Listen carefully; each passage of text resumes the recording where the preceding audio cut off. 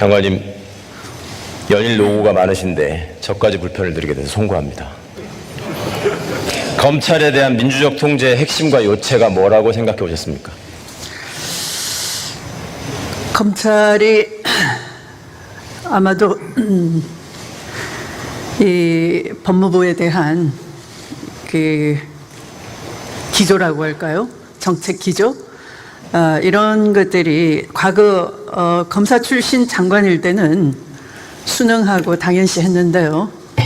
탈검찰화된 이후에 이 민주정부에서의 장관이 이제 대학 교수 또는 판사 출신, 변호사 출신 이제 이런 분들이 장관으로 오면서 검찰에 대한 국민적 관점에서의 인권 보호 강조라든지 또 비위 검사에 대한 감찰 시스템 강화 이런 것들을 해왔는데 여기에 대해서 조금 어색해한다고 할까요?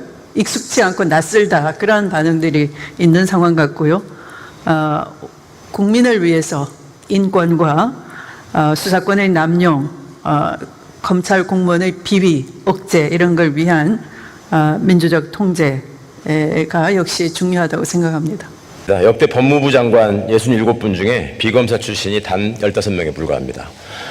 이렇다 보니까 과거 장관들은 검찰의 이익을 지키는 데 앞장서줬는데 다른 장관들은 특히 민주화된 정부에서의 장관님들은 국민의 이익을 지키기 위해서 앞장서시다 보니까 저항한다는 비판을 하시는 분도 있습니다. 공감하십니까? 네, 그렇습니다. 4월 2일 날 검언 유착 사건, 소위 채널A 사건이라고 불리우는 것에 대한 감찰을 지시하신 후에 그 6일 하고 7일 사이에 총장이 엉덩이에 종기가 났다 이러면서 병가를 낸 적이 있습니다. 네. 그 안에 감찰부장은 감찰 조사에 착수하고 보고를 하려고 했는데 총장이 계속 보고받는 것을 회피했습니다. 알고 계시죠? 네, 네. 총장이 병가를 내고 실제로 치료를 받았는지 확인해 보신 적이 있습니까? 뭐 그런 것에 대해서는 이후에 이제 지금 이 문제는 수사 중이고요. 또 제가 검사장에 대해서는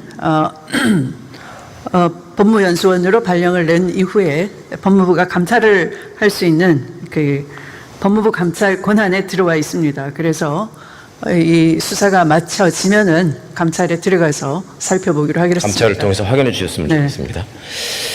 수사가 진행되는 과정에서 총장이 스스로 했던 약속을 뒤엎고 부장회의의 의견도 무시하고 전문수사자문단에 관한 의견을 고집하다가 장관님께서 도저히 그냥 두고 보실 수 없어서 수사지휘권을 발동하시는 상황에 이르렀습니다. 그런데 그 전에 왜 그토록 계속 수사진에 개입하고 개편하려고 했던 것입니까? 총장은.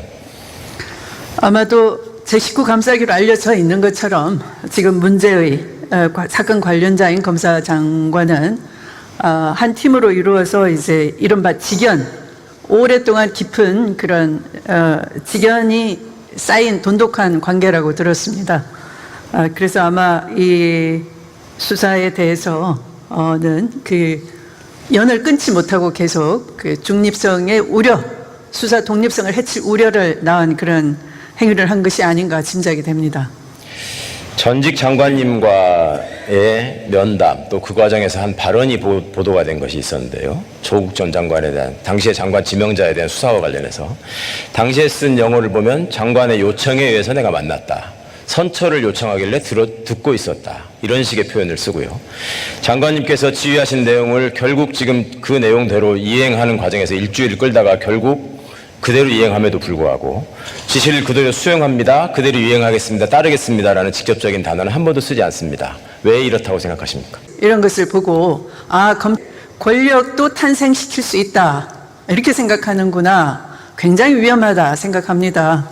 그래서 민생검찰로 돌아가야 되는 것인데요. 거기 돌아가기까지는 지난한 진통이 예상되고 저항이 예상됩니다.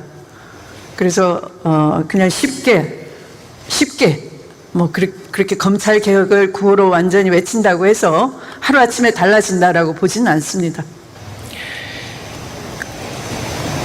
총장의 측근과 그 친인척에 대한 수사가 지지부진하고 또 봐주기 처분을 일관한다는 내용, 감찰이 형해화되고 있다는 지적, 꼭 가슴에 새기시고 실질적인 감찰이 이루어질 수 있도록 해주시기 바랍니다. 그리고 수사 과정에서 안타깝게 숨져간 분들의 그 이유에 대해서도 확실한 조치가 있었으면 좋겠습니다. 감사합니다.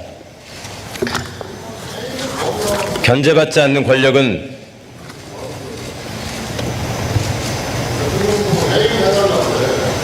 정진석 의원님, 품위를 생각하세요. 응? 부의장 하고 싶으시면 올라와서 말씀하시고요. 견제받지 않는 권력은 스스로 반성하지 못합니다. 감시받지 않는 권력은 스스로 개혁하지 못합니다. 세친 권력기관의 어설픈 위협과 꼴사나운 위력을 이제 더 이상 그냥 봐주고 넘겨서는 안 됩니다. 잘못하면 혼내고 더디더라도 고치고 바로잡아야 세상이 변합니다.